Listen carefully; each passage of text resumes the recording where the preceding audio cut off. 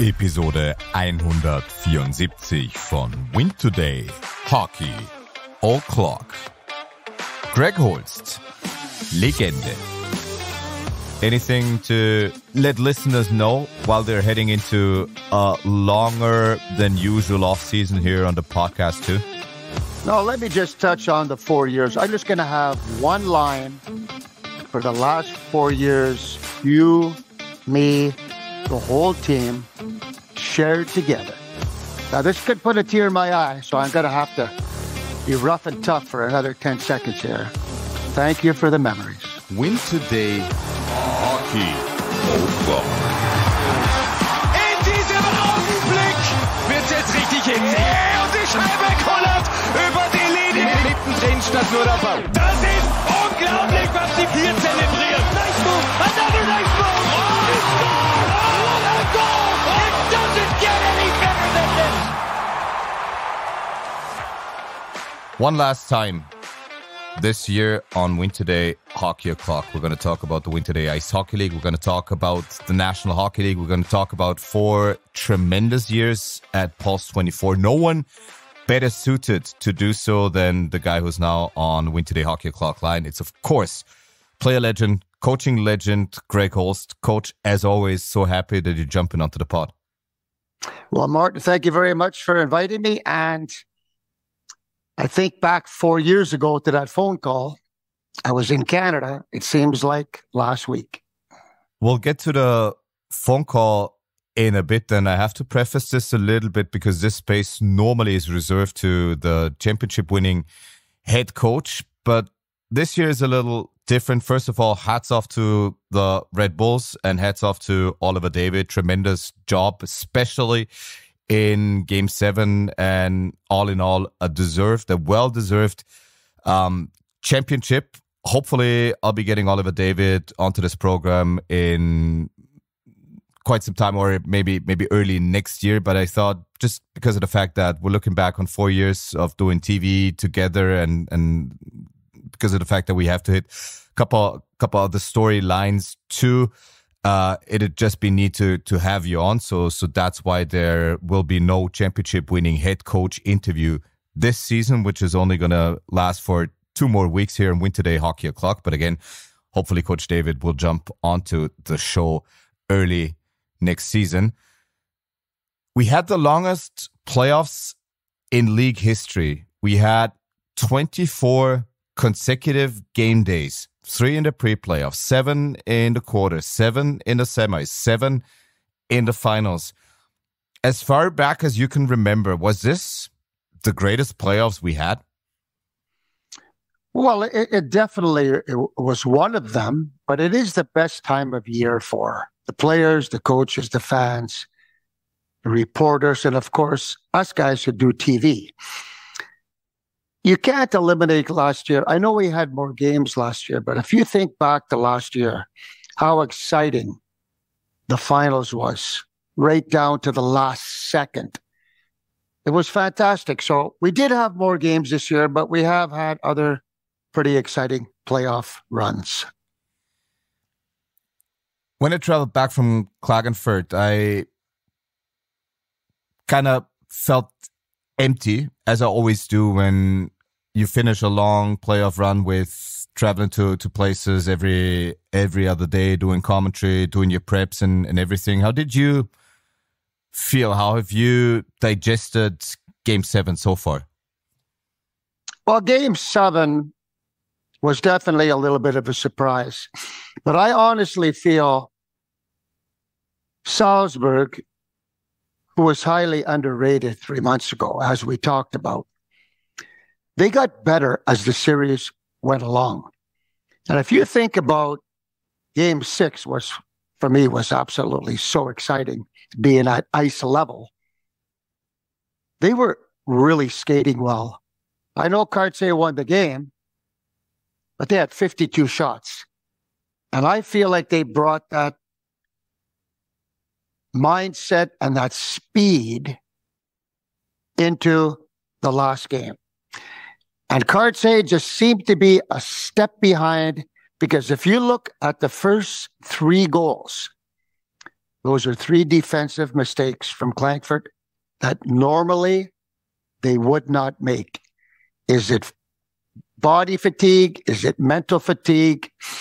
Salzburg was just a little bit sharper, and they deserved to win that last game. We see it in the National Hockey League all the time. Tampa had to pay its dues. The Avalanche had to take a couple gut punches until they finally got over the hump. Now Klagenfurt had to take one to the gut. What kind of conclusions can you draw? And I know it's still early, but with the finals just fresh in our memories, what kind of takeaways should Klagenfurt draw from this year? How can Salzburg, and the championship eventually goes through Salzburg again, of course, how can they be toppled? Well, you see Boston Bruins last year, record points in the season, and then they lose the first round of the playoffs. A couple years ago, Boston sneaks in the playoffs when St. Louis Blues NHL sneak in on the last day. Florida Panthers last year just slip into the playoffs or end up in the finals. So first place is, as beautiful as it may sound, it's not necessary. It's better to build up your team, go through adversity, find your way. And I'm going to tell you, having 9 days off and 10 days off in between playoff rounds, I don't like starting the playoffs for all the 6 top teams. They have to wait 8 or 9 days to have a game. I don't like it because it's beneficial to the teams that are in the play-down. So are they going to try to fix a new system? I can't answer that. Hard on Klagenfurt to have those long breaks. And if you look at this series, Cartier did start pretty damn good. They were the better team in a couple games early in the series that they lost. Just like in Game 6 that they won, Salzburg was the better team. But the true turning point was the game when Salzburg scored with 4.8 seconds left and won in overtime. That was tough mentally, physically, just a tough way to lose a hockey game. Did they ever recover 100% from that? I don't think they did. But at the end of the day, you got to take your hats off to Salzburg because they got better as the series went on. Couldn't have put it better, and that's why I always like to bring you on for your expertise. But as you talked about the system and how seeding is done and with the pre-playoffs and the longish kind of delays, what would you rather see fixed? How the seeding works or the elimination of 3-on-3 overtime after in non-elimination games after overtime period number 1? Well, 3-on-3 in overtime in the playoffs, it's my opinion. It's just not the way it should be because it's not the true game. You battle all year. You battle through the first overtime. If it gets a little late and the players play 2 days later, even if it's an early game, it's the same for both teams. You find a way, you change, you go shorter shifts. Maybe you have a deep cutter, whatever. I watched the DEL yesterday, Berlin, Bremerhaven. End of the second overtime was fantastic. It's 5-on-5. If it was 3-on-3, it would have been over, and it's not the same intensity because it can't be. There's too much room, 3-on-3, for the intensity what overtime should be. As far as the seeding goes, why do they do it? Do they do it to have 2 extra teams have a chance because of fans, finances? I can't answer that exactly. I know the NHL, Crosby, and the top players love the system first against 8th That's what they would love to see, not first, fourth in the divisions. Because in the first round this year, for example, there's going to be some teams that could possibly win the cup gone in the first round. As far as the intel goes that we gathered, the 3-on-3 overtime appears to be here to stay. But what I'd love to see is a survey amongst the players if they want to have it or if they elect to get it ousted. But that's a matter for another day. What we'll do is talk about storylines for next year. And just the person that you are, and it speaks obviously volumes. I told you in preparation of this conversation to prepare the top 3 storylines for next year. What you did is come up with the top 10 storylines, of course, for next year in the win2day Ice Hockey League. And I'll read them out loud and you'll just tell listeners and me what you thought when jotting that one down. And first and foremost, the most important storyline and of course the one everybody's going to talk about is a 4-peat, 4 consecutive championships. If we just look at the National Hockey League, we have to go back to the late 70s and early 80s to the New York Islanders dynasty to see a team win 4 cups in a row. I mean, being the hunted once and defending a championship is already an accomplishment. Salzburg did it twice. 3 times, not unprecedented in this country. The great VU did it in the mid-90s. But holy moly, would that be an accomplishment? 4-peat, you think it can be done? Well, their team is going to be similar. They're going to lose a player or two, but they're deep. What's going to happen next year? If you think Raffl, Schneider, Tolvanen, Robertson, these players are going to be satisfied, you better think again. Because the mistake that was made this year, Martin, we talked about this on air, on TV, in podcast, in our personal talks. 3 months ago, nobody was talking about Salzburg. They had tough times. They got a new coach. They miss McElvain. They're up and down. They're in trouble. They will not be underestimated next year like they were this year. This fit in perfect what those guys wanted.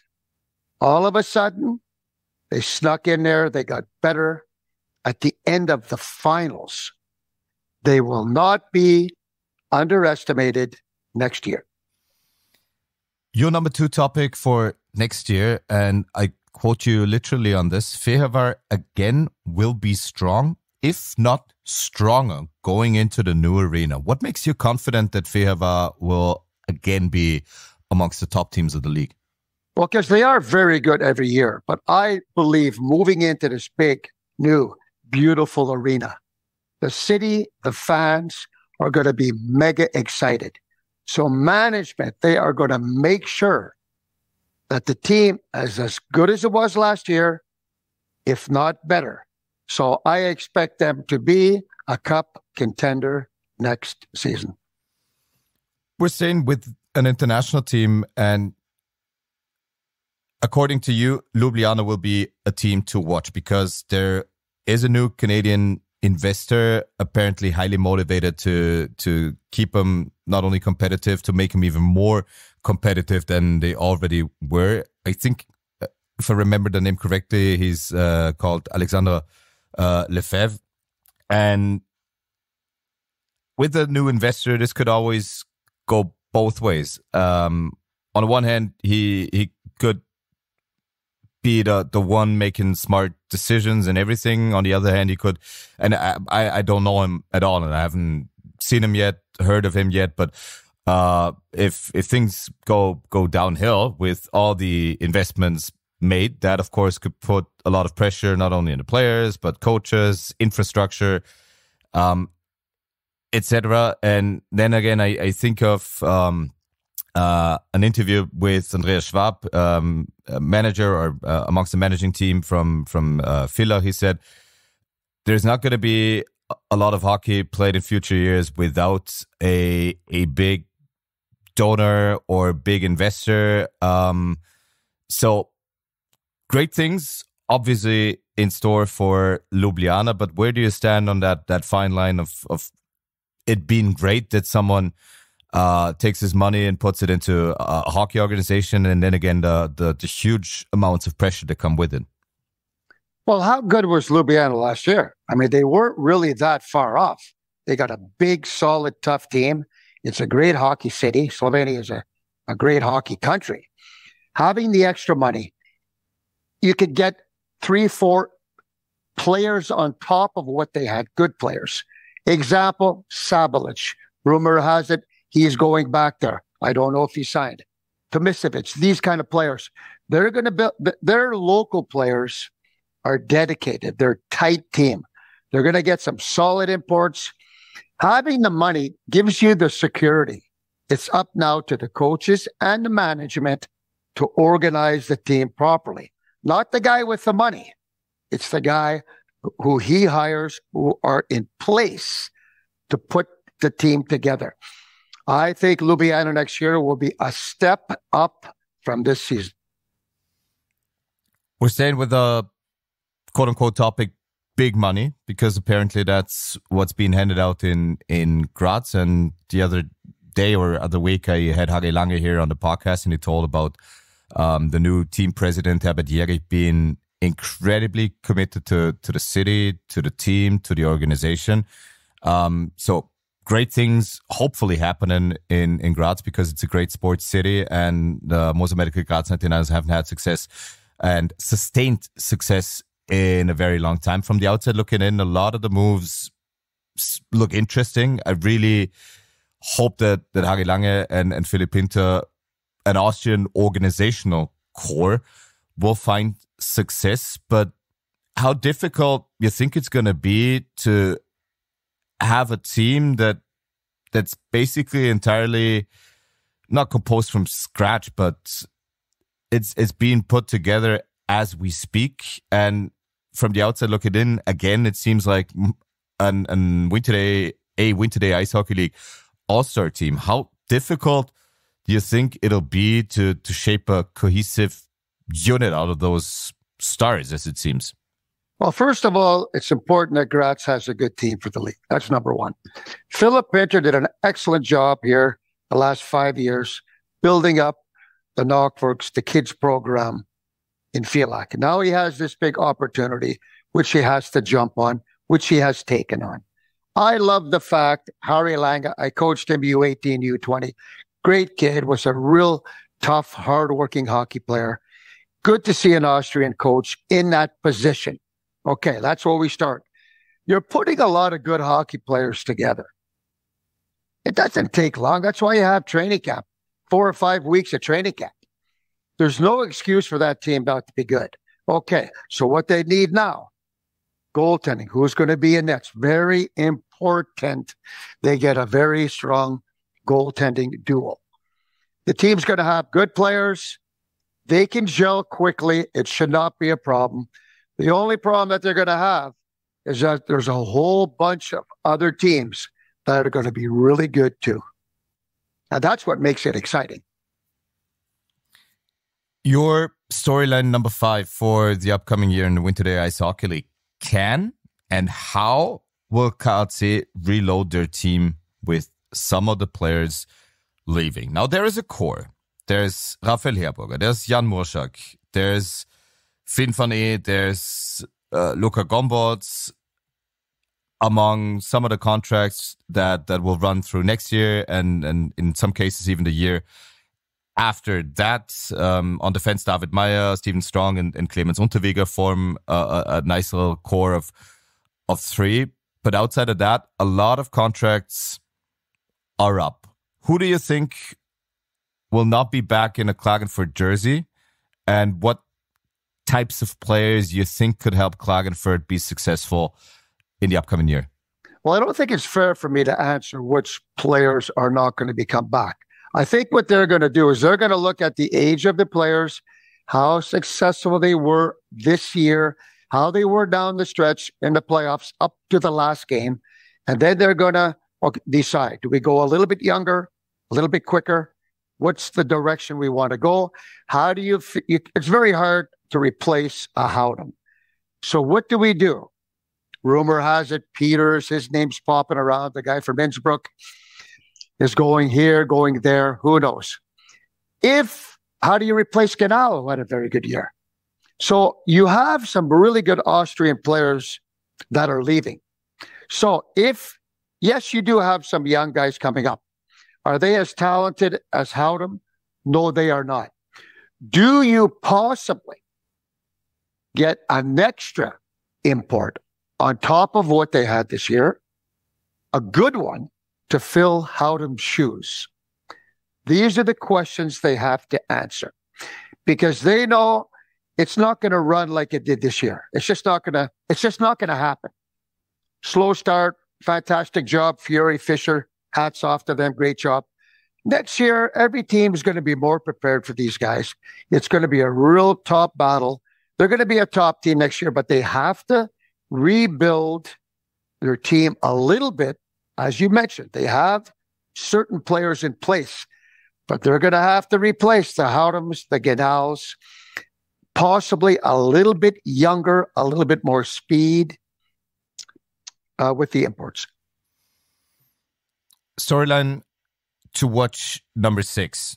You said Bolts and Pustertal will both again be strong. Bolzano took Salzburg to a Game 7 in the semis. Pustertal got to the semis for the very first time. So 2 top 4 finishes. What makes you confident that they'll be able to contend next year again? Well, because Boatsen always does. That's number one with those guys. Big, beautiful rink. Down the stretch, they always seem to find a way. Is Hanna going to coach? Who's going to coach them? They always seem to put a solid... It's a great hockey town. It's a big, solid hockey rink. They're going to be good, as always. Pustertal has stepped up. They got a taste of the playoffs. They had the extra 2 or 3 home games this year. They have more money in the bank. They're going to put a team as good, if not a touch better, on paper next year, on the ice next year. They're going to be good. They're going to be fast. They're going to load up on imports. They're going to be an exciting team to watch. And, of course, they got a fantastic arena. Your storyline number 7, one of my top 3 storylines because it's so interesting and so much will depend on it. You said, and you phrased the question, can Villach get the coach they want and how will they build their team? What do you think? What kind of coach does Villach need? Well, they've gone through the different coaches. Rob Dam did a good job for a long time. Rodney came in. I understand they wanted a little bit more experience. Okay. So, you need a player's coach who can work with the imports, the top players, and develop young players and get that mix. How can we gel the young players with the import players, which they are going to have to sign once they get a coach? How do you build that team to be the family it has to be in Villach, which can be a fantastic hockey city, as we know? I saw one article, Dave Barr had an interview. I don't know if it's true. I did read that. For example, he would be a fantastic coach for Villach or someone like him. It's not easy. There's hundreds of names, Martin. It's not easy to pick the right guy, but it's essential, not only for Villach, but for Innsbruck and all the other teams that are looking for new coaches. And if you just think back of what Dave Barr did in Vienna and that they maybe overachieved a little during his tenure, that'd be an enticing fit if it indeed happens. But I read the story that they're having literally dozens of potential coaches on their list, and I'm really curious to eventually find out about their process and who'll get the the job in Villach. Same goes obviously for Vienna, albeit there are going to be a lot more important decisions made on other levels of the organization. One very good decision already being made or haven't been made, that Christian Dolezal will remain with the team as sports director. Couldn't happen to a more knowledgeable and better guy. Obviously, as Peter Kalik, writer from the newspaper Kurier, told us during the last regular season game day, that it's now about putting together a budget and investors and coming up with a new structure, as Franz Kaller won't be on active duty as manager anymore, which is an interesting development. Two, how confident do you feel that Vienna will field a competitive squad next year? Because their long and successful postseason history, or their consecutive postseasons ended this year, just never felt right from the get-go. Difficult situation for Christian Dolezal and his staff to take over the team after Mark Habscheid didn't bring the success that some people envision. Imports not being up to the standard that Vienna set for many, many years. So to get back to the question, what will Vienna look like in 24-25? Well, it's definitely not a trick question, because the number one thing is money. It's all about money. What kind of sponsors are they going to? Do they have enough money to put a competitive team on the ice? Let me mention something about Dolezal. He did a fantastic job this year. He came up through the program, was coaching the second league. He's done it all. He took over the team. They were competitive in a lot of games, but people thought they wouldn't be.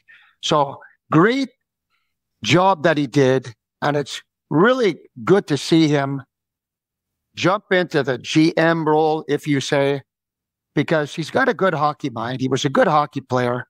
He's Vienna through and through. It comes down to budget. Can they put a competitive team on the ice? But I'll tell you something else. There's so many. Do you have the scouting system that can bring in young, hungry players? You've got the East Coast League. You've got kids coming out of Canadian university, American universities that would come over here for 30,000 euros. I know that for a fact. We've seen it.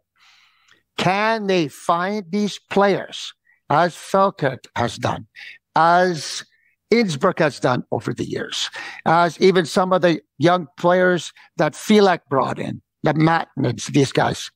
You can find these players that are not overly expensive and add on some young, talented Vienna players. You make it a young, fast, hungry team, but get some real good goaltending to go with it.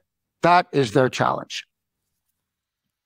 Vienna, your number 8 storyline, moving on to number 9, and the goaltending for that team is already set, with Alex Caffi and David Madlena already having signed contract extensions for the Pioneers. But you said, and you asked, can the Pioneers build off of a solid year number 2? How dangerous is that year number 3, especially after everything the Pioneers have achieved already in year number 2? It's called expectations. It's expectations. So now the people, full house down the stretch, the people are excited about hockey. You got to come out of the gate flying. Can they re-sign the good players they had that year? Is it financially possible? They have some other issues they have to finally clear up and get out of the way so this team can build. They ended on a fantastic note. So that means they've got a great coaching staff. You have to put the same kind of team, if not a touch better, on the ice next year, because expectations are going to be sky high. And of course, the talent drain already there. Stephen Aury signing with a team in the Swiss League, the second level in Switzerland. So you only have to replace the league MVP, your top scorer, 30 goal scorer. So it's going to be difficult, but incredibly interesting how the Pioneers are going to fare. And with topic storyline number 10, we're going to remain in the west of the league, Innsbruck. Currently without a head coach, but some smart signings. Remember, we talked about the fact that some teams should take a long, hard look at maybe Klagenfurt's Ab's Hockey League team that will be that's going to fold, or maybe at Salzburg's team, players being stuck between the Alps Hockey League team and just not being able to crack the Week2day Ice Hockey League team's roster, and Innsbruck already bringing in Steffler and to pair him with his brother. I think they signed Stefan Klasik yesterday. So a couple of smart and very promising signings. But of course, everything starts with the head coach. Hasn't been announced yet. What kind of coach does Innsbruck need? Well, they're going to have, they all need the same thing, right? Everybody needs a player's coach, a tough coach.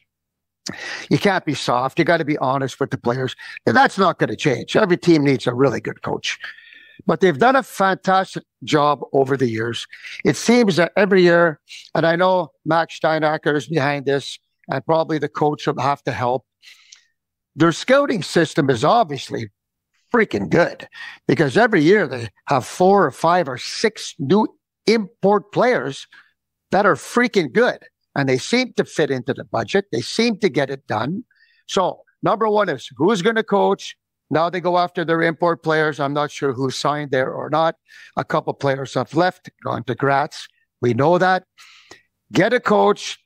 They've obviously got a good scouting system. So, but can they keep this going? The league, I honestly feel the league is going to be more competitive than it has ever been. And it's not going to be easy for these teams, putting these teams together. I think this will cap the win2day Ice Hockey League season 23-24.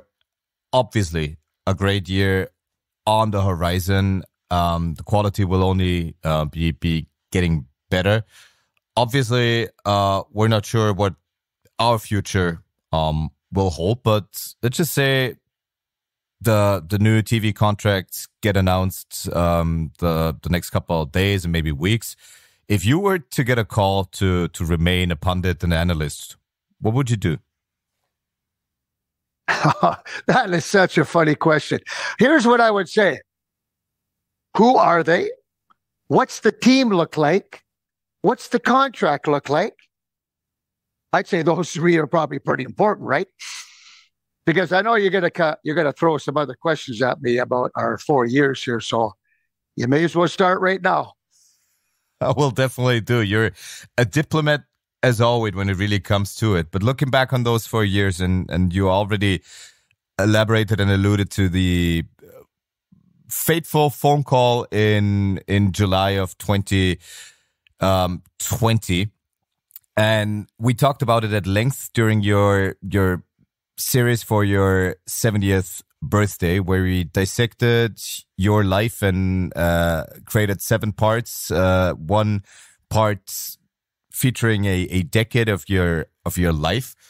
But as those 4 years have gone by so fast, what's the one memory that you'll take to the grave in another 70 years, obviously?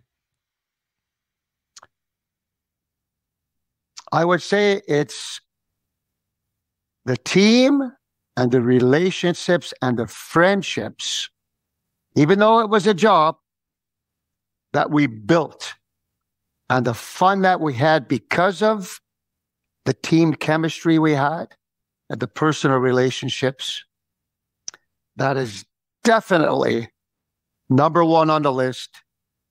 That's why we did it, why we do this job.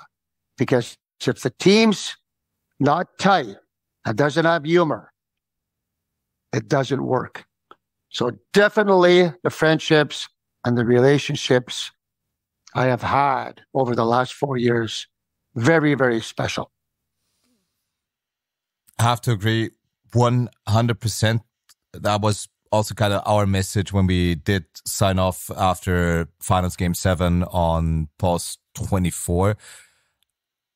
I'll always cherish the National Hockey League broadcast that we did, and especially the beers in a rocking chair in front of the hotel, early morning, people going to work, and we who obviously can't work a normal job, having a cold one at 6 a.m. in Vienna. That was tremendous. Well, Martin, that's on my list, but you asked me the question of the whole 4 years, right? But I can honestly tell you, as exciting, as fun as some of the win2day league was, the local league, the exciting games, the NHL for me, and I know for you, and I know Chris enjoyed it too when he took your spot a couple times, that added such a fantastic element to what we were doing, because I look forward getting on the train. We're going through COVID times. There's 2 people on the train. One time the conductors brought me up the front. I shouldn't be saying this because they're not supposed to do it. I'm actually kind of driving the train with them. The friendships I made on the train, the Novotel where we had, there was nobody in the hotel, you, me, and the staff. And the fun we had doing those games, you bring it out that little net. And you'd ask me about a backhand or some type of shot. And you put the goalie glove on. Well, Christ, it was bigger than the net. So how the hell you want me to score? And then the time I had a laugh. I still laughed. When you asked me about a stick lift, how do you steal a puck? And so I kind of caught you off guard, but I show you, you got to be quick. You got to be fast. Bang. And I lifted your stick. I think your shoulder damn near popped out. So all these fun moments we had. I remember the swing. I remember the podcast. Montreal Canadiens in the finals. We're having a big golden beer at 6 a.m. We called it the Golden Ale after work. We took a video. We sent it to my dad. And my dad had the best line. He said, "Oh, that's like your own lifestyle. It hasn't changed." So thank you for those memories. You know what, Martin? After the last game 7 in Klagenfurt, next day I went for about a 75-minute, 90-minute walk. And I swear, I had a smile on my face the whole way, thinking about all the stuff that we are talking about now. Pustertal, the rink, the people, the NHL stuff, all the stuff, the great talks we had. I thought about all the great moments, and you know what? It put a big smile on my face. And I'm very thankful that you phoned me in Kelowna, British Columbia, getting the number from Cindy, who, even though we weren't together at the time, you got the number from Cindy, which is a fun little story in itself. Then we had our little Zoom call and our little probe or whatever you want to call it. You had a audition, yeah. You had my audition. And I did pre-scout the period. And so I was smart. I know it's like negotiations, right? Thank you for that phone call. I honestly cannot believe that phone call was 4 years ago. Truly is. And you know what, Mark? Sorry to interrupt. I just went over and checked some of my stats today. I believe I did 102 games. Wow. Okay. I never went through the number that I did, but holy. Well, you did definitely more, but the NHL obviously added on to a lot of that for that first year and a half, which was so exciting, so much fun, and great memories. 100% agreed. I sat on a train on Saturday and thought back on a lot of things too. And then, of course, you and me, we start texting back and forth. And then at one point, of course, I cracked. Didn't do it on air this time around, but yeah, just thinking back of all the great memories, relationships, people that you met along the way, the great Pulse team. We mentioned a couple other names on air. It's just incredible. But to round this one out, let's talk a little. Well, Martin, can I touch on something you just said there? Go ahead.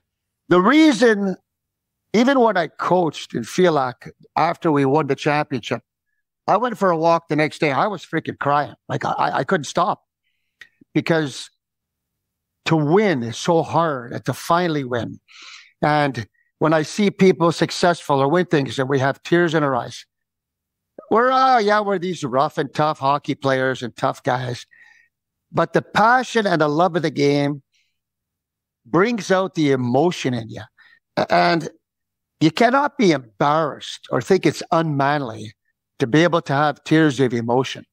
That's the passion, the love of life, and the love of hockey for the game that we love so much. So it's never a weakness when people can show their feelings. I think it's a strength. Again, as someone who cried on national television, I guess I can relate to that. But I wanted to turn the page one last time on this podcast for our podcast season and talk a little National Hockey League. Tremendous playoffs in store. Already seen some great games, even though it's basically just been a handful that have been played from the 8 series that will happen over the course of the next 2 weeks. Which one's the one you're most interested in? I watched it yesterday. It was freaking intense. I think halfway through the second period, the hits were 38-37. Tampa, Florida. Fans going bananas. But Martin, there's so many other good series. It's hard to pick one. Vegas, Dallas, Vancouver won last night. It's going to be tough. Winnipeg, Colorado, 15,000 dressed in white, 30,000 outside dressed in white. Watch it on the screens. The NHL is such a fantastic product. I mean, can the New York Rangers win the Stanley Cup? Yes, they can. Can Dallas win the Stanley Cup? Yes, they can. Can Vegas? Can Florida? Can Carolina? How do you pick a winner this year? Which team gets on a run? Which goalie gets hot? Boy, this is exciting. It's as exciting as it's ever been. I'm very much looking forward to the Vegas-Dallas series, because obviously to get through the conferences and go through the Stanley Cup final, you got to beat all of them anyways. And why not start with the reigning champion, with the Vegas Golden Knights, and of course on Dallas. On one hand, a young and skilled team. On the other hand, probably the best old guy without a cup, as they like to say, with Joe Pavelski. Who would you rather see lift the cup, Pavelski or Freddie Anderson, who was not good enough in Toronto, whom they'd very likely take back in a heartbeat, who had those blood clot issues, who's now on a tear, who already led him to a Game 1 victory in their series against the Islanders? Who would you rather see if you were only able to pick one? Well, I would probably have to. I mean, it's a tough question, as you know, right? I know it's mean, but you're the one for tough answers.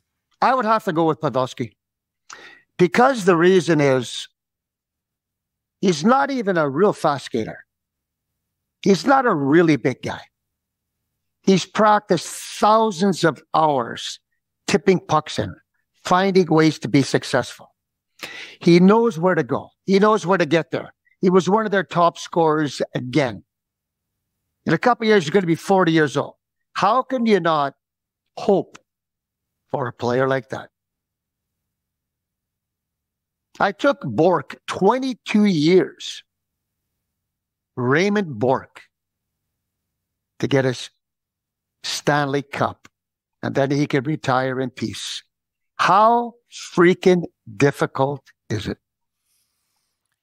I read a great line the other day that the first round matchups are probably the best because everybody's still relatively healthy. And we saw it and we talked about it during our finals that no one on the ice is at 100%. It's just about trying to sustain your effort as best as possible through the rounds. But obviously there's a decline now. I thought to myself after leaving Klagenfurt, holy shit, in the National Hockey League, they'd have to go another round to eventually get to the championship. And we saw it last year with a battered Florida team that just couldn't come back anymore from everything. Juice. Yeah. So but Martin, that just shows to me how hard it is to win this trophy. Don't forget, they've had 82 league games too. And a possible 28 on top of that. And let's not forget about Edmonton here. Connor McDavid, Draisaitl, a Canadian team. Toronto, they've got their hands full. They're going to have to play some good defense, get some good goaltending. How exciting would it be a Vancouver, a Edmonton, a Toronto, a Canadian team to get to the semis, maybe get to the finals? Last cup in Canada was in Montreal. 1993. That is 31 years ago. As crazy a country is about hockey, they are hockey freaking crazy. I haven't won a Stanley Cup in 31 years. Two more things until we sign off. One player indeed played 83 regular season games this year, Sean Monahan. So there's that. And that's a great stat, Martin, but you are the stat man. Well, sometimes I do stumble upon some interesting facts, and for whatever reason, they tend to remain with me. The other one, I saw a photo of a Vancouver pub the other day, and they had a big billboard outside of the pub, and it said, "Come and watch all four Leafs playoffs games." That's a shenanigans that you have to pull during the playoffs. This is why this is the greatest time, and I enjoy this so much. We're finishing our season in the Austrian, in the win2day Ice Hockey League, and then it's the best league with 2 straight months of great games. Well, is that our final word? No, the final word as always belongs to you. Anything to let listeners know while they're heading into a longer than usual off season here on the podcast too? No, let me just touch on the 4 years. I'm just going to have one line for the last 4 years. You, me, the whole team shared together. Now, this could put a tear in my eye, so I'm going to have to be rough and tough for another 10 seconds here. Thank you for the memories. win2day Hockey. Kurz durchatmen bei diesem Wahnsinn und das ging rasend schnell. Der Traum vom Finale ist erfüllt. Mittendrin statt nur dabei. Fans stimmungsvoll und hoffnungsfroh. Nice move, another nice move. Oh,